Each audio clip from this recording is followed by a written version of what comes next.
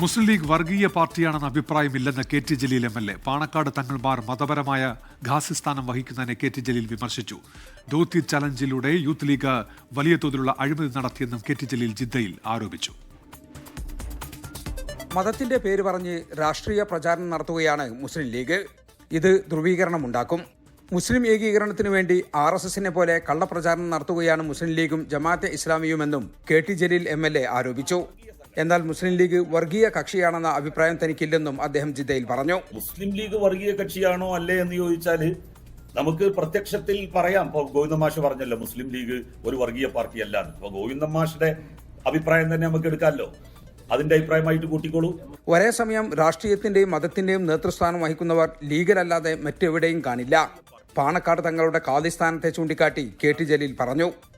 ഞങ്ങളുടെ പ്രസിഡന്റ് നൂറുകണക്കിന് മഹല്ലുകളുടെ ഖാദിയാണ് എന്നുള്ളത് പ്രത്യേകമായിട്ട് പറയേണ്ട കാര്യമില്ല, അതെല്ലാവർക്കും അറിയുന്ന കാര്യമാണ്. അങ്ങനെ ഒരു മതസ്ഥാപനത്തിന്റെ തലപ്പത്തിരിക്കുന്ന ആളുകൾ മറ്റൊരു രാഷ്ട്രീയ പാർട്ടിയുടെയും അമരത്തിരിക്കുന്നില്ല. ഒരു ബിഷപ്പ് കേരള കോൺഗ്രസിന്റെ നേതൃസ്ഥാനത്തില്ല.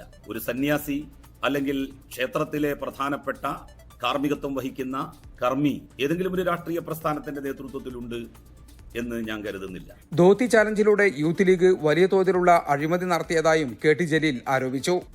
ധോത്തി ചാലഞ്ച് എന്ന് പറഞ്ഞിട്ട് 2,72,000 തുണികളാണ് കേരളത്തിൽ വിറ്റഴിച്ചത്.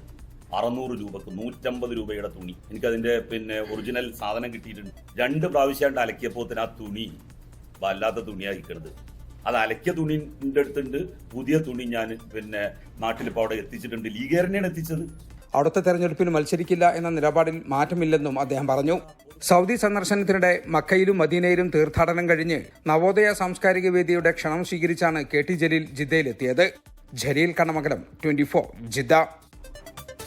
ലോകത്തെവിടെയായാലും ഏത് സമയത്തും 24 വാർത്തകളും ഓഗ്മെന്റഡ് റിയാലിറ്റി പാക്കേജുകളും എക്സ്പ്ലെയിനറുകളും വിശദമായി കാണാൻ ഞങ്ങളുടെ യൂട്യൂബ് ചാനൽ നിങ്ങൾക്ക് സബ്സ്ക്രൈബ് ചെയ്യാം.